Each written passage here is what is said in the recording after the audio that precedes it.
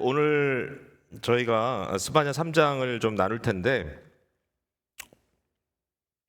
너무 좀 자세하게 그 내용을 좀 주의하다 보면 유익은 하겠지만 좀 지루할 수도 있겠고, 금요일 밤에 많이 피곤하시잖아요. 어떻게 해서든지 좀 이 말씀이 여러분의 마음속에 현재적으로 좀 의미를 많이 담고 좀 찾아와 줬으면 좋겠다라는 그런 생각을 좀 해봅니다.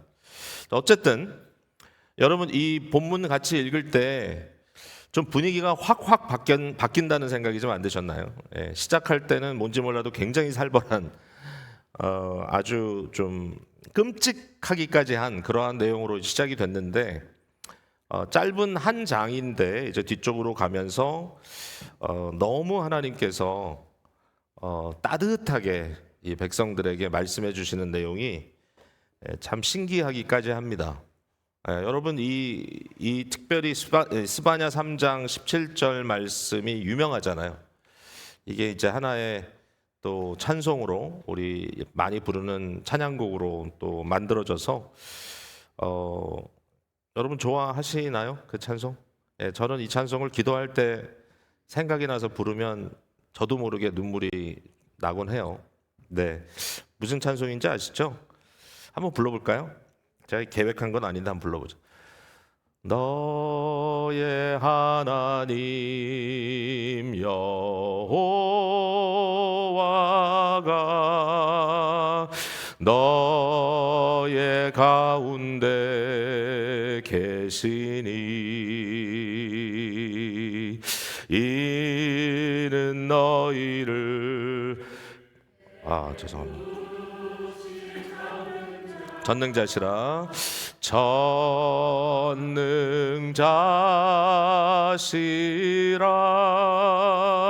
그가 너로 인하여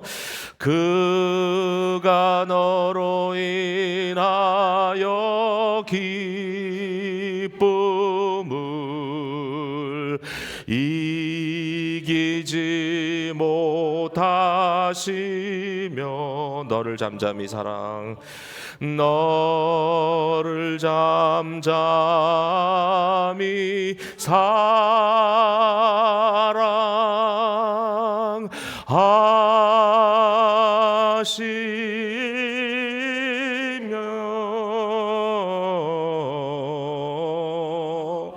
즐거이 부르며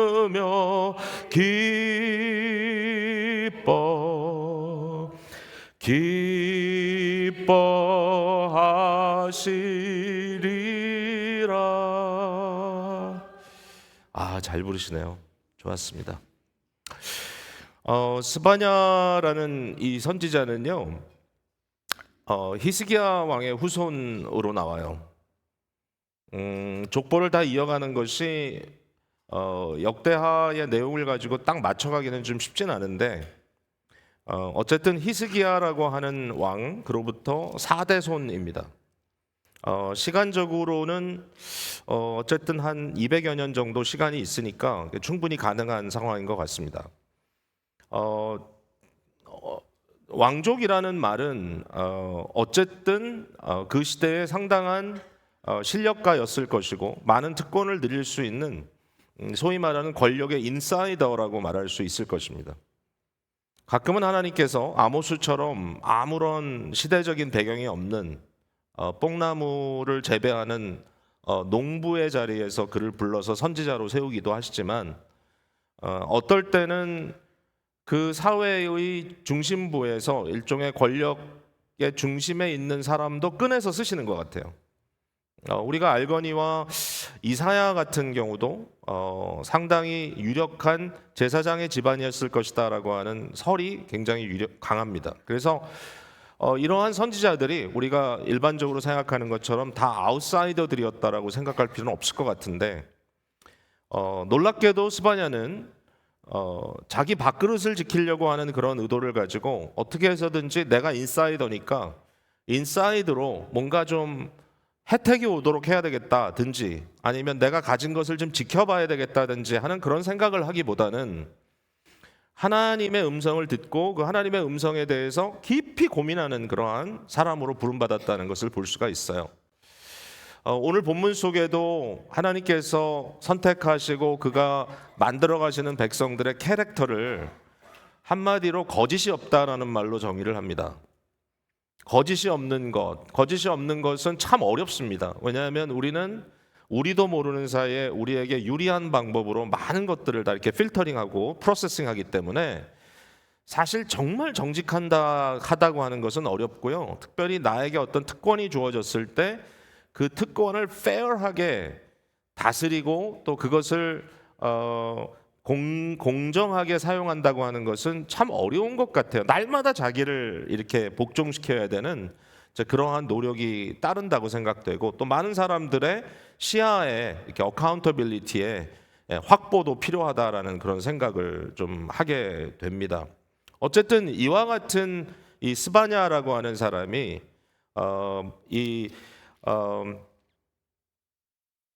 요시야 시대라고 써 있죠. 요시야 시대인데 요시야 왕은 남왕국 유다가 이제 북왕국은 이미 아수르에서 멸망된 다음에 남왕국 유다가 바벨론에 의해서 함락되기 바로 전전 왕이에요. 한마디로 얘기하면. 그러니까 이제 요시야는 아주 어린 나이에 왕이 됐고 그가 왕이 되었을 때 그 주위에 있는 개혁적인 마인드를 갖고 있는 사람들의 도움과 함께 그 시대에 다시 한번 하나님의 율법을 다시 리커버하고 그 말씀 속에 하나님이 자기 백성들에게 언약으로 그토록 묶어주셨던 그 내용들을 다시 한번 좀 끄집어내서 시대를 바꿔보려고 정말 몸부리쳤던 사람이거든요.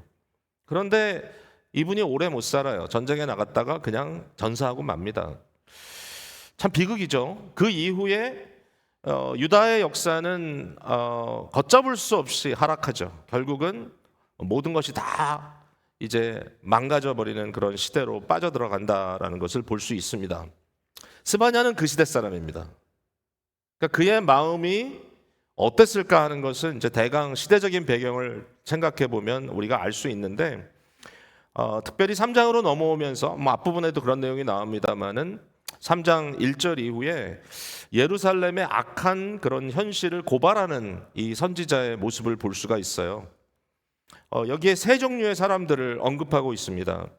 방백과 재판장들을 하나로 묶어서 얘기하고 있어요. 이 사람들은 이렇게 표현할 수 있겠죠. 우리가 많이 잘 아는 얘기지만 구약 이스라엘에 세 가지 직분이 있는데 하나는 왕, 두 번째는 제사장, 또 세 번째는 선지자. 순서는 상관이 없습니다. 어떻게 하든지.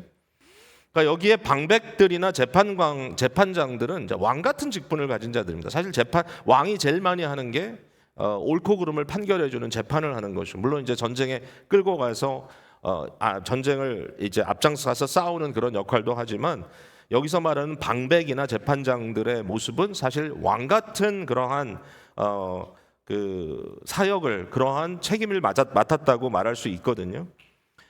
그런 사람들에게는 이런 표현을 하고 있어요. 부르짖는 사자요. 그의 재판장들은 이튿날까지 남겨두는 것이 없는 저녁 일이라 그랬어요. 여기 일이 사자.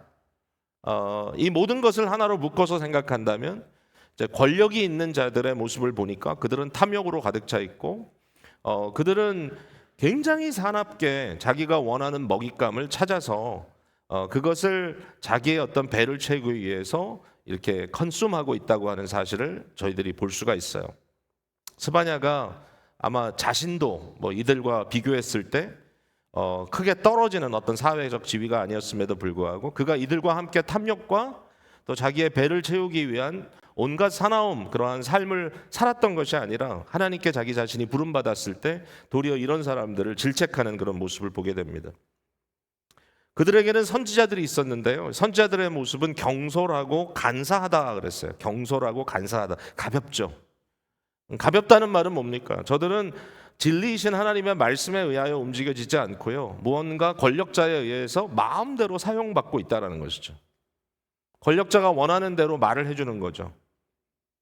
이러한 사람들이 선지자라는 이름을 가지고 그 시대에 활동하고 있었습니다. 이것은 우리가 역사서에 보면 이런 내용들이 많이 등장을 합니다. 하나님의 참된 선지자들은 도리어 옥살이를 하고 죽임을 당하고 어렵지만 그러나 권력에 빌붙어 사는 소위 선지자라고 하는 것을 나름대로 어떠한 방법을 통해서 취득한, 그러나 하나님은 그들에게 말씀 안 하셨고 하나님은 그들에게 꿈으로나 계시로나 아무런 것도 그들에게 보여주지 않았지만 그들은 스스로 하나님을 잘 안다고 말하고 사람들에게 이것이 하나님의 뜻이다라고 온갖 거짓말을 쏟아내고 있었다는 것이죠.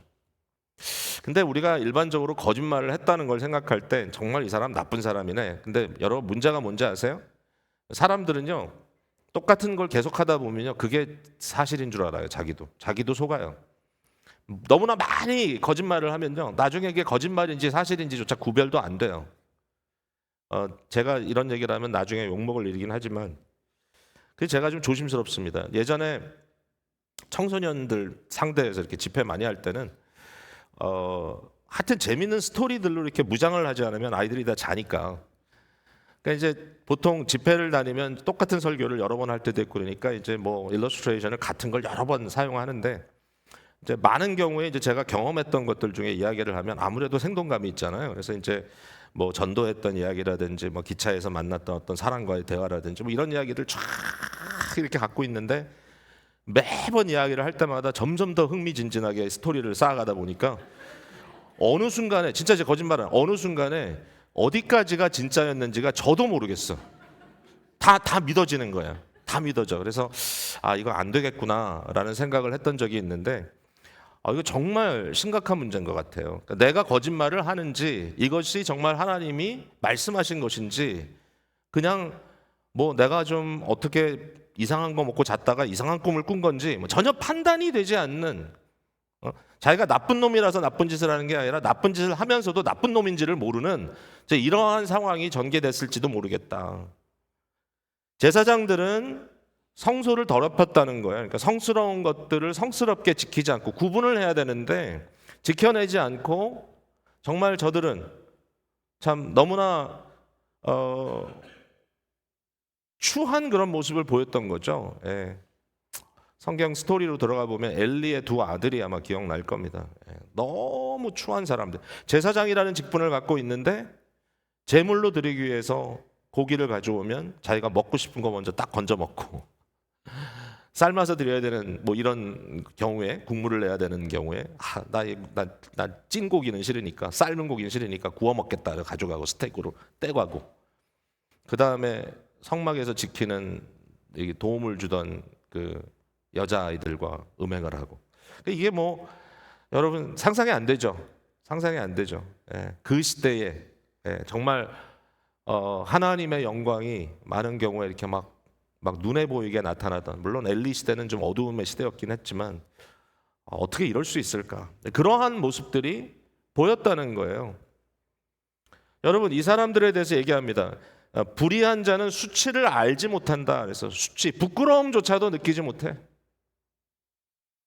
이렇게 악한 현실에 빠져 있는 이 리더십, 이와 같은 리더십을 향하여 도대체 무슨 말이 통하겠어요? 무슨 말이? 자기네들 권력을 마음껏 자기의 욕망대로, 자기 욕심대로 휘두르는데, 참 안타까워요. 안타까워요. 우리 시대에 권력자들이 참 많아요.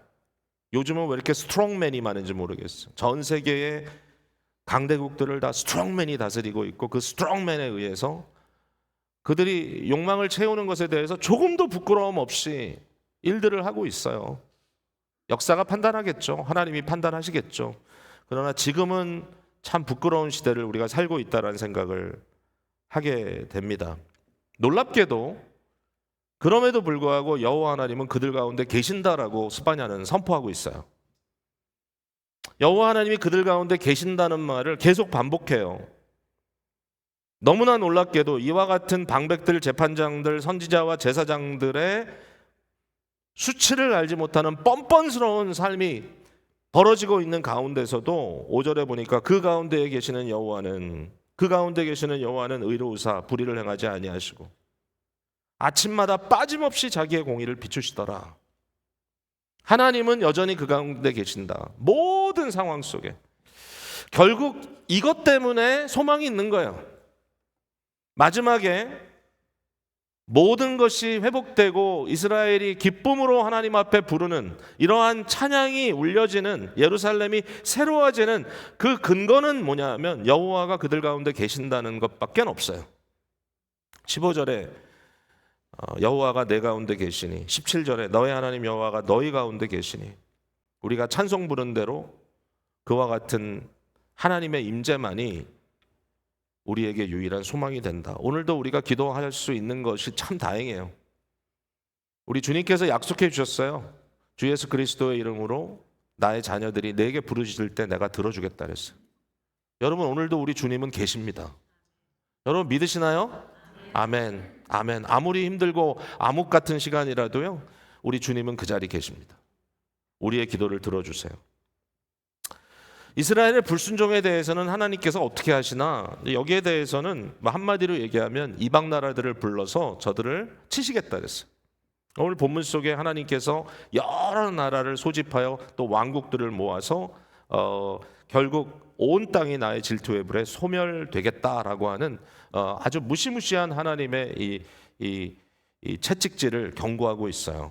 결국은 예루살렘이 불에 타 버릴 거예요. 결국은 성전마저도 완전히 무너져 내릴 겁니다. 결국은 이 뻔뻔스러운 방백들이 쇠사슬에 묶여서 이방 나라 바벨론으로 잡혀갈 것입니다.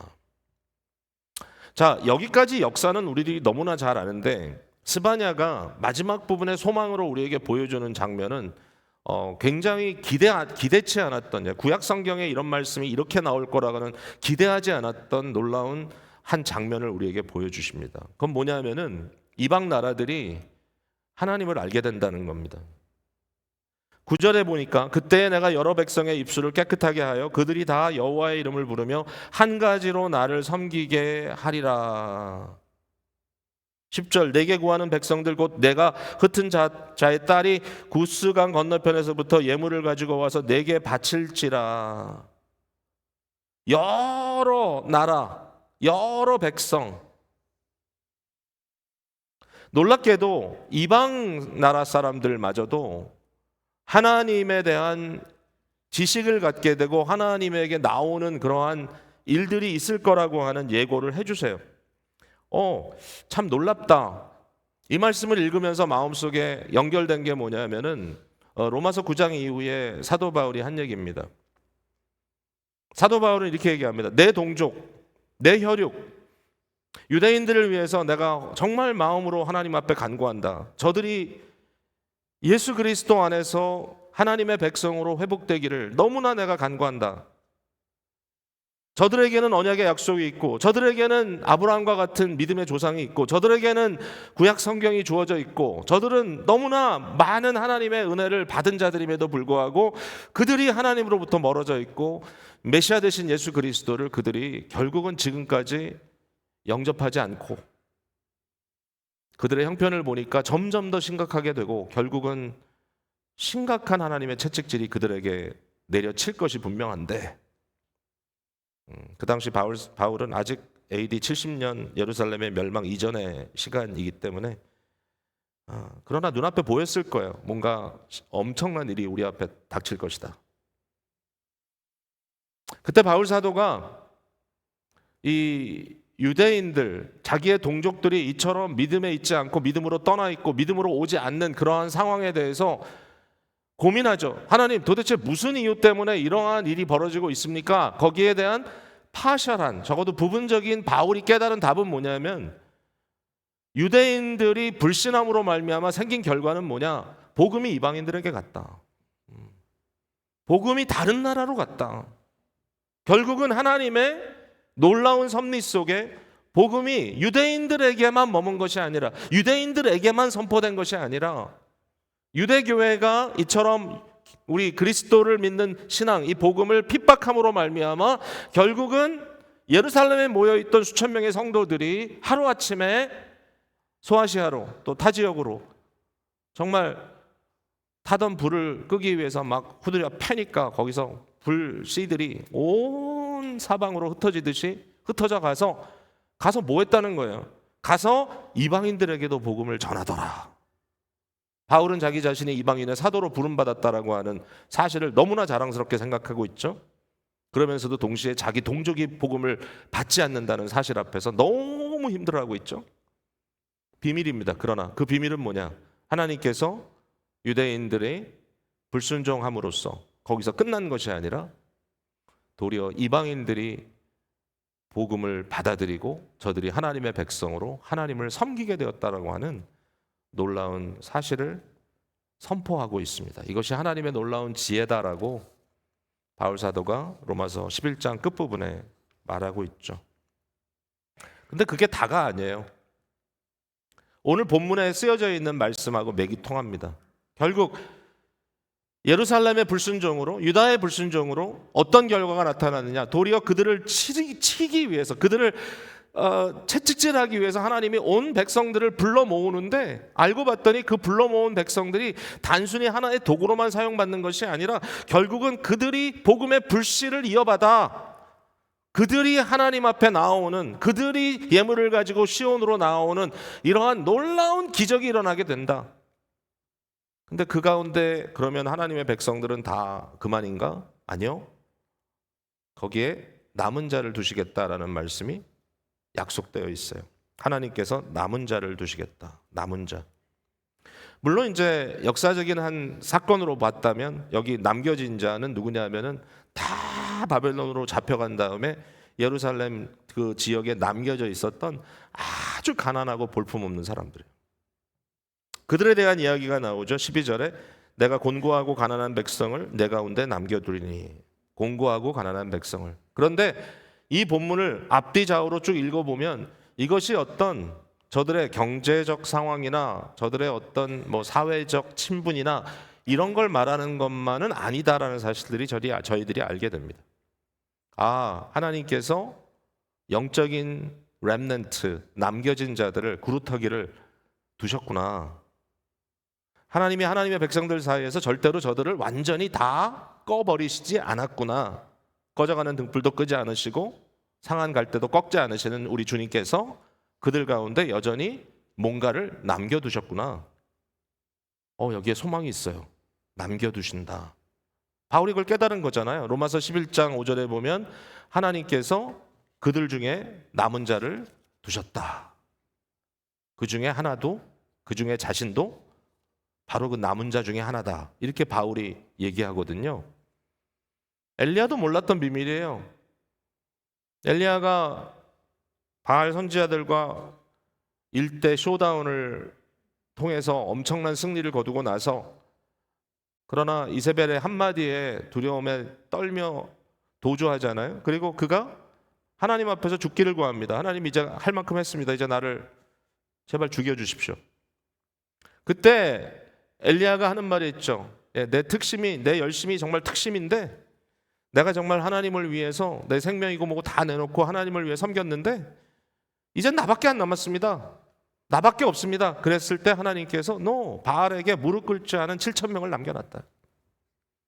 엘리야도 몰랐어요. 그 많은 사람들이 남겨진 자로 하나님께서 보전해 주시고 계셨다는 사실을. 내가 곤고하고 가난한 백성을 내 가운데 남겨두겠다. 어떤 사람을 남겨둘까요? 자, 우리가 여기서 한 장애물을 뛰어넘어서 좀 해석을 한다면, 뭐 역사적인 그러한 그 흐름으로서 우리가 지금 이 내용을 살펴보고 있지만, 결국은 신앙인이라고 하는 것은, 신앙을 지킨다고 하는 것은 남겨진 자가 되는 것이구나. 남겨진 자라고 하는 이 렘넌트라고 하는 그 의식이 굉장히 중요하겠구나. 여러분, 우리가 이 세상에 살아갈 때 사실은 양면이 있습니다. 하나는 어떻게 해서든지 우리가 살고 있는 현세 속에서 성도로서 강하고 담대하게 우리가 해야 할 청지기로서의 사명을 다하고 또 주께서 기회를 주신다면 이 사회 속에서도 뭔가 리더로서 우리의 역할을 감당하게 되기를 바란다라고 하는 것이 절대로 근본적으로 잘못된 건 아닙니다. 그러나 아무리 생각을 해도 영적으로는 우리들이 마이너리티가 될 수밖에 없어요. 영적인, 신앙적인 차원에서는 이 세상에 지금까지 역사를 통해 본 결과로 우리가 판단하거니와 절대로 우리가 모조리티가 될 수는 없어요. 모조리티가 되는 순간 교회가 너무 많은 실수를 하기도 하고요. 어떤 문화권이나 국가 속에서 기독교가 다수가 되었을 때 그 결과가 무던가 너무 안타깝게도 앞에 보았던 이스라엘 백성들, 이 유다 백성들, 이 예루살렘에 있었던 방백과 재판장과 선지자와 제사장들의 이러한 뻔뻔한 모습을 굉장히 많이 재현해냈어요. 기독교가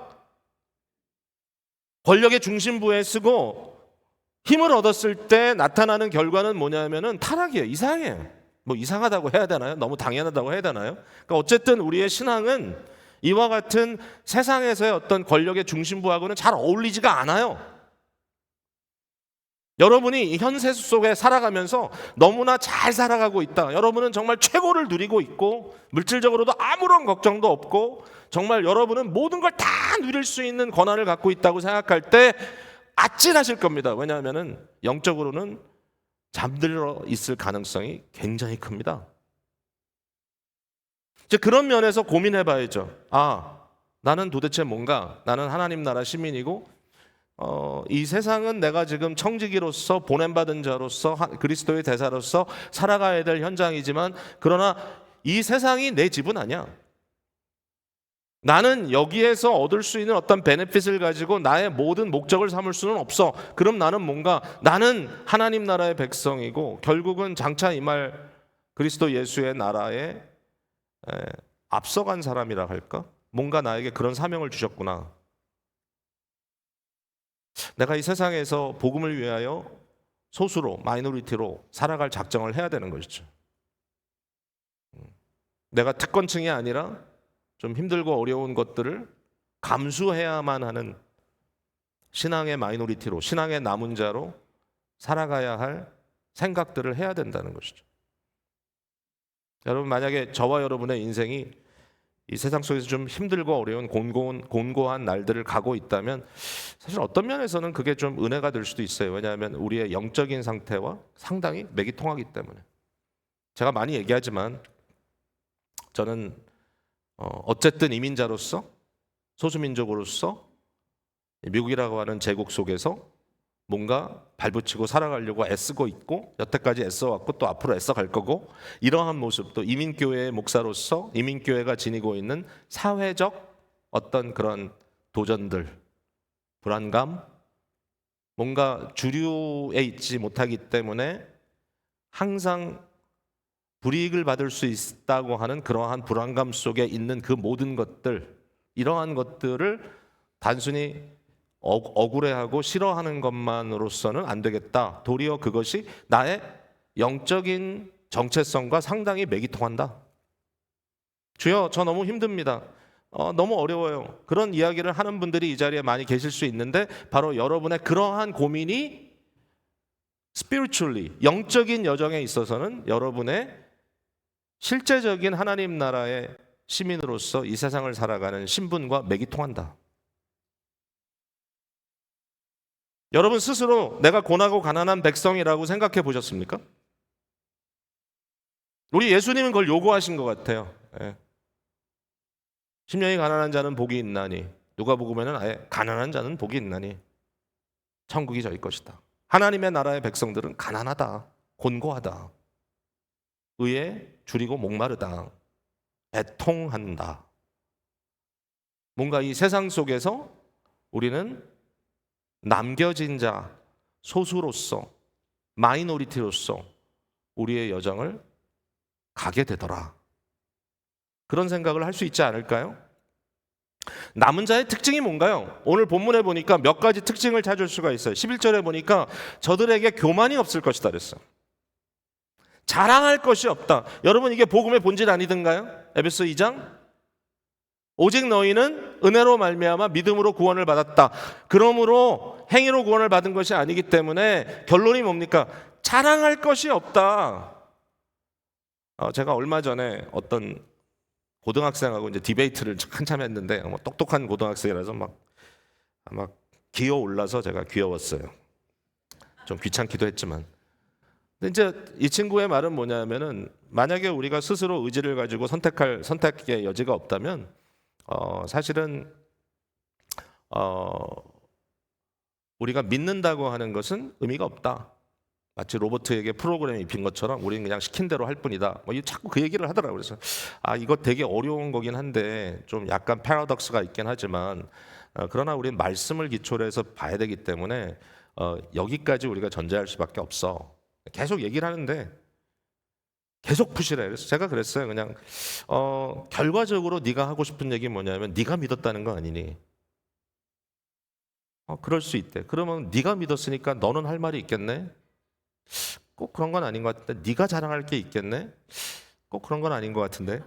자기는 이제 갸우뚱 하지만 저의 결론은 그거였어요. 네가 은혜로, 전적인 은혜로 구원받았다는 것에 대해서도 물론 은혜가 있지만 하나님의 은혜는 여기까지 왔고 내가 여기까지 가야지 그 은혜를 쟁취할 수 있다라고 믿기 때문에 나는 가야만 한다라고 이야기한다면 적어도 내가 이만큼 왔다라는 걸 자랑할 수밖에 없지 않겠니? 왜? 이만큼 안 온 사람도 있으니까. 네 식대로 얘기하면. 왜냐하면 모든 사람 믿는 거 아니잖아요. 그러나 제가 단호하게 얘기했어요. 성경 여러 군데를 찾아봐라. 거기 볼 때마다 나타나는 그 프레이즈가 뭐죠? 자랑할 것이 없느니라. 자랑할 것이 없느니라. 여러분 자랑할 거 있으세요? 여러분 자랑할 거 있으면 곤고하고 가난한 백성 남은 자의 모습은 아닌 것 같아요.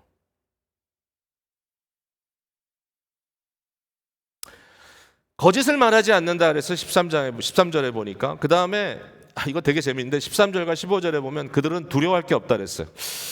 그런 거 있잖아요. 다 잃어버리면 이제 더 잃어버릴 게 없어가지고 두려움이 없어지는 거. 이제 무서운 것도 없어.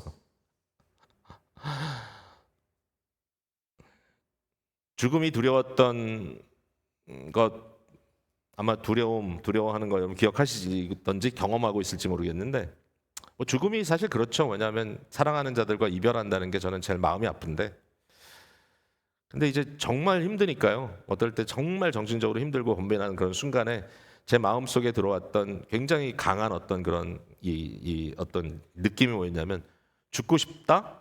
그 다음 내용은 뭐죠? 죽는 게 무섭지 않다. 죽으면 도리어 좋겠다. 그래서 사람들이 죽겠더라고요. 그런 상황에서 하나님을 믿지 않았다면. 사실 그런 것 같아요. 우리가 모든 것을 다 내려놨다면, 모든 것을 다 잃었다면, 그 다음에 뭐가 무섭겠어요? 뭐가 무섭겠어요? 내가 지킬 게 있으니까 무섭지. 내 체면도 지켜야 되고, 나의 물질도 지켜야 되고, 뭐 나의 명예도 지켜야 되고, 뭐 하여튼 나의 어떤 자리도 지켜야 되고, 하여튼 지킬 게 너무 많으면 모든 게 무섭죠, 두렵죠, 상실할까봐. 그러나 아무것도 두려워하지 않아요. 오직 하나님을 경외하는 자에게 아무것도 두렵지 않다. 결과적으로 이런 사람들에게 하나님께서 이와 같은 곤고한 자들에게 칭찬과 명성을 얻게 하시겠다라고 약속해 주신 내용을 저희들이 볼 수가 있습니다. 말씀을 좀 맺겠습니다. 근데 이렇게 좀 맺고 싶어요. 저는 저희 교회가 개혁신앙을 갖고 있다는 것에 대해서 되게 자부심을 갖고 있는 사람입니다. 이게 자랑이라면 좀 말이 안 되겠죠. 말이 안 된다는 이유를 여러분께 좀 말씀드리고 싶어요. 저희 교회는 개혁주의 교회고 이번에 하나시반을 통해서 첫날 우리가 확신한 게 뭐냐면 개혁주의 신앙 고백이 우리의 기반이다. 우리의 신앙의 기준이다라는 말씀을 함께 나눴어요. 근데 많은 사람들이 이 개혁주의 또 개혁신학 이런 걸 얘기할 때 아마 그게 사람들이 풍기는 어떤 모습인 것 같아요. 난 개혁주의자야. 나는 칼빈주의자야. 이렇게 말하는 사람들이 일반적으로 어떤 선입관을 갖고 있냐면은 저 사람들은 똑똑한 척하는 사람, 자기 지식을 강조하는 사람, 자기가 뭔가 교리적으로 뭔가를 안다, 뭔가를 깨달았다 이런 걸 굉장히 강조하는 사람. 많은 사람들이 개혁주의자들을 볼 때 교만하다라는 얘기를 합니다. 교만하다. 너무 신학적으로 저 사람들은 자신만만해. 저 사람들은 너무 신학적으로 강해. 자기 주장이 너무 세. 그래서 어트랙티브하지 않다는 거예요. 어트랙티브하지 않다. 개혁주의자들 사이에도 그래서 이런 재밌는 얘기가 있어요. 어떤 얘기가 있냐면은 어떤 신학교는 아주 너무 아주 고리타분할 정도로 개혁주의다 이런 얘기를 해요. 근데 어떤 신학교는 이런 표현을 합니다. 그 신학교는 개혁주의인데 아주 어트랙티브하다. winsomely reform. 그런 얘기를 하면은 또 이제 그런 우리는 굉장히 윈썸한 개혁주의를 가르치고 싶어. 남쪽에 있는 뭐 뉴욕에도 이제 와 있지만 RTS Reformed Theological Seminary라는 신학교는 요즘 굉장히 문화적으로 막 아주 트렌디하게 이렇게 나가는 신학교인데 그 신학교는 스스로 얘기합니다. 우리는 winsomely reformed. 매력적으로 우리는 개혁주의야. 네. 거기에 대해서 이제 웨스트민스터 사람들은 그분들을 향해서 이렇게 얘기하죠. 너희들은 WR이 아니라 winsomely가 아니고 BR이야, BR. BR은 뭐죠? barely reformed. 겨우 리폼. 진짜 리폼이 아니다. 이런 이야기를 하는 자체를 보면 뭔가 그 안에 잘난 척하는 사람들이 많다는 얘기 아니겠어요? 어쨌든 그래요. 그런데 제가 개혁주의라고 하는 개혁신앙의 중심으로 들어가서 보니까 개혁주의의 중심은 이런 거예요. 이게 아니면 개혁주의가 아니에요. 뭐냐면 하나님의 절대적인 주권을 우리는 강조하고 있어요. 하나님의 주권. 두 번째, 하나님의 말씀만이 권위다라고 인정하고 있어요. 내 생각이 아니고 하나님의 말씀이다. 세 번째, 내 안에 있는 죄의 심각성에 대해서 인식하고 있어요. 그죠? 전적 부패를 얘기하니까. 그 다음에 반면에 은혜가 절대적이다라고 하는 걸 이해하고 있어요. 은혜가 아니면 우리는 아무것도 할 수가 없다. 그 다음에 구원이라는 것은 성부 하나님께서 작정하시고 성자 그리스도께서 그 구원을 대속으로 성취하시고 성령 하나님께서 강권적으로 은혜를 베푸셔서 우리에게 적용하시는 삼위일체 하나님의 구원의 역사를 통해서 우리에게 이와 같이 선물로 오는 이 구원을 우리가 받아 누린다라고 하는 그러한 확고한 신앙을 갖고 있어. 기쁨의 교회 성도 여러분, 여러분은 개혁주의 신앙인이 되시기를 간절히 바랍니다. 왜냐하면 이게 성경적이에요. 이리 보나 저리 보나 컨시스텐트하게 성경의 시스템에 가장 컨시스텐트하게 들어가서 그것을 본다면 이와 같은 내용 중에 어느 하나도 부인할 게 없어요. 하나님은 절대적인 주권자시고 하나님의 말씀만이 모든 진리의 기준이시고 우리의 죄는 너무 심각하여 어느 누구도 스스로 구원에 이를 수 없고 하나님의 은혜는 너무 레디컬하기 때문에 그 은혜에 휩쓸리는 모든 사람들에게 은혜의 베네핏이 임하지 않을 수가 없고 하나님은 절대자로서 그의 주권에 의해서 우리를 작정하시고 우리의 구원을 성취하시고 우리의 구원을 적용하시고 그리고 그 구원을 완성하실 것이다. 구원의 완성은 내가 하는 게 아니라 하나님께서 은혜로 주시는 것이다. 그걸 믿고 우리는 참고 견디죠. 우리 개혁주의의 제일 중요한 가치는 persevering이에요. 견디는 거예요. 무엇로 견딥니까? 은혜로 견디는 겁니다. 하나님께서 다 하시니까 기다리자, 견디자, 하나님께 의지하자. 그러면 이 모든 것을 더할 때 우리에게 주어지는 가장 중요한 가치가 있다면 그것은 겸손이라는 가치일 겁니다. 하나님께 잠잠히 사랑을 받는 자들, 겸손이라고 하는 가치가 만약에 우리에게 있지 않다면 여러분 약자라고 겸손한 건 아니에요. 또 강자라고 겸손하지 않은 것도 아니에요. 겸손은 뭔가 그 모든 것을 초월함으로 강자이지만 하나님 앞에 가장 약한 자가 되고 오직 하나님 앞에 모든 것을 내려놓을 수 있는 자가 되는가 하면 사실 세상에서 아무것도 가지고 있지 않은 것 같은데 마지막 그 하나를 내놓지 못해서 끝까지 교만한 사람도 있다는 것을 보게 돼요. 교만은 그런 것과는 좀 다른 것 같아요. 오늘 이 시간에 우리들에게 겸손이라고 하는 아름다운 가치가 어떻게 경험되고 있는가? 마지막으로 제가 지난주에 우리 그 노회에서 노회원들에게 우리 영어 노회잖아요. 2세들 소위 2세 3세들인데 이분들이 과연 한국교회, 이 한인교회라고 하는 것을 계속 우리가 뭔가 어떠한 가치로 지켜나가야 될 부분이 있는가라는 고민을 하고 있었거든요. 여기에 대해서 제가 좀 말씀을 지난번에 나눴는데 제가 생각을 해보니까 한국 한인교회, 한인 장로교회의 한 5가지의 중요한 가치가 있다라는 생각을 하게 됐어요. 그래서 한자로 이렇게 좀 정리를 해보니까 하나는 성경할 때 경, 스크립처입니다. 두 번째는 헌신할 때 헌. 한국은 초기부터 three self, 3가지를 스스로 해야 된다라고 하는 것을 선교사들이 강조했기 때문에 네비어스 원리에 따라서 스스로 서포트하고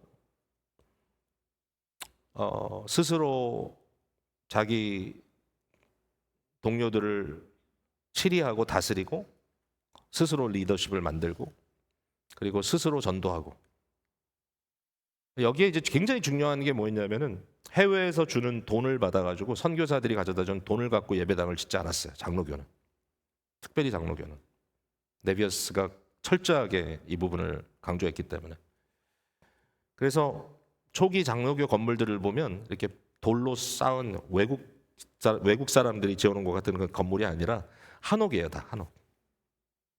조그만 그런 데서 예배드리는 거. 자기네들이 자기 손으로 질 수 있는. 그래서 한국 교회의 그 가장 파운데이션에 우리 장로교회에 있는 파운데이션에 있는 게 뭐냐면은 헌신이에요. 헌신. 그래서 여기 성미라는 것도 나오고 우리 목회자는 우리가 후원해야지. 자기가 먹는 건 나눠서라도 배고프지 않도록. 뭐 이런 식으로 해왔던 거죠. 헌. 3번째는 저는 혼이라는 단어를 여기 써봤는데 특별히 1907년 이후에 부흥운동을 통해 한국교회가 기반을 내렸기 때문에 한국교회의 특징은 뭐냐면 하여튼 열받으면 다 하는 거예요. 신바람이 있어 거기에. 성령의 역사에 대한 민감함. 뭔가 흥이 있는 열정이 있는 어떤 혼이 살아있는 이러한 신앙 체계다. 이게 좀 다르죠 서구하고는. 그 다음에는 정이라는 걸 생각해 보세요. 정. 너무 다 아시잖아요. 공동체 속에 가지고 있는 따뜻한 배려.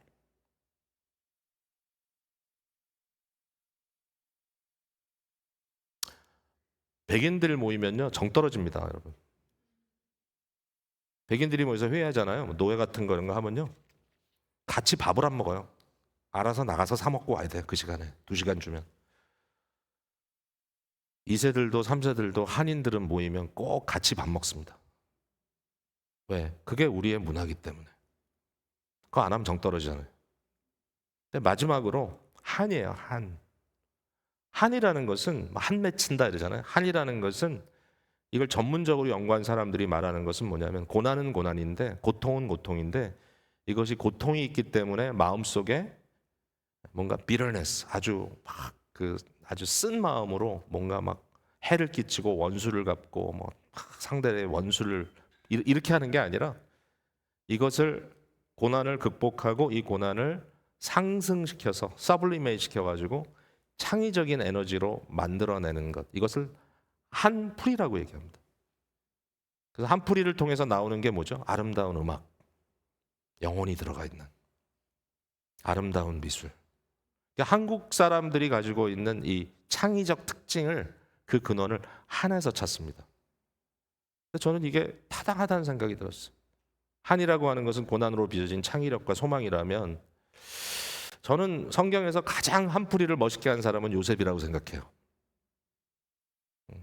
말할 수 없는 고난 속에 그의 인생이 빚어졌지만 마지막에 그 형들을 만났을 때 형들은 자기네들이 이젠 죽었구나 그러지만 뭐라고 얘기합니까?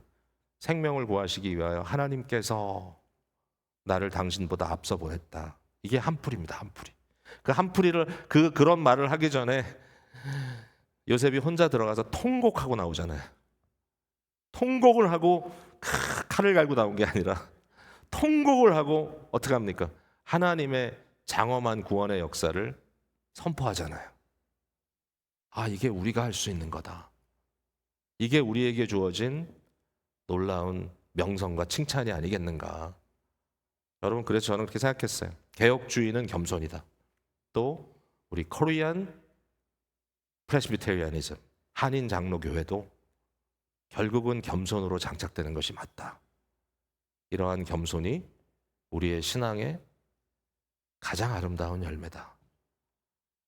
저도 노력하겠습니다. 이 말씀을 통해서 남겨진 자의 아름다운 성품들을 지니게 되시는 성도 여러분 되시기를 주님의 이름으로 축복을 드립니다.